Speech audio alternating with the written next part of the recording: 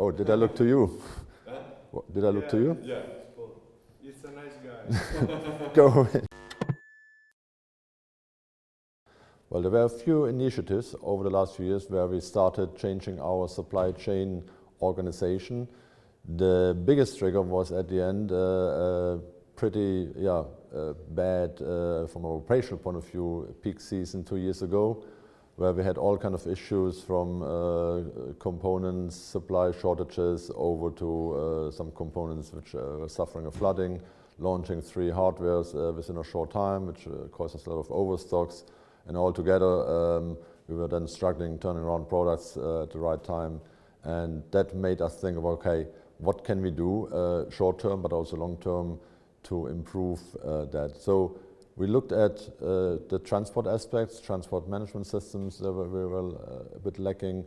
And we looked at, of course, the bigger systems, the SNOP, the IBP, but here we have a bit legacy with SAP, where we probably need to wait for the next generation of SAP, which we have not implemented yet, as SAP HANA. So for the short term, we then said, let's do something on visibility, because not only to know where the product is, but also to give the supply planners and the business more accurate, but actually we try and aim now to go with live information of where our trucks are, where our shipments are, and share this with the business. So we did a tender and we nominated a company, Supply Stack, and are at the moment about to roll that out, the first phase, a few more warehouses coming later this year. And then everything from our suppliers, from the factories to our warehouses, and everything from our warehouses to any of our customers, distributors, retailers is then end-to-end covered in a control tower and visibility platform. A lot of things you just can't prepare for. You have to manage it once it's happening. Of course, every company has or should have some disaster recovery planning. What we do on the ocean, we have a lot of, majority, 90-95% of our inbound is coming by sea. We make sure we spread our products over more than one carrier or on different vessels, that in case there's delays or a vessel goes down or containers flying off a vessel, not all our stock is impacted.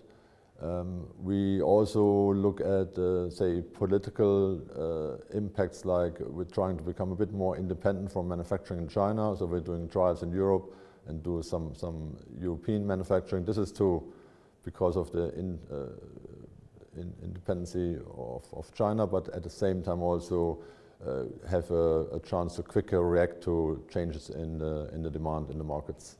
Right, this is also kind of, you could say, part of the disruption and the supply chain risk management. In our case means we have a lot of focus on security, on loss prevention, because of our products are, well, on one hand valuable, small enough, easy target to steal and easy to sell.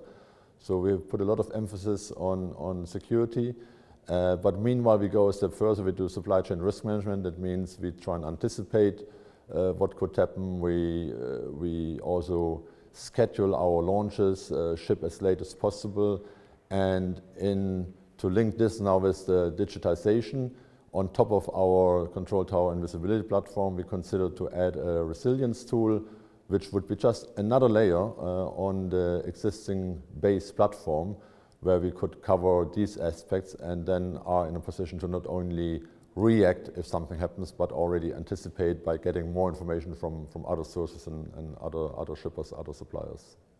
Well, I was here last year and I liked it last year already quite a lot. You have quality speakers, interesting sponsors, suppliers, and it's not too big, so that gives you the opportunity to talk to people, to network with everybody, and that motivates me to for sure come back again.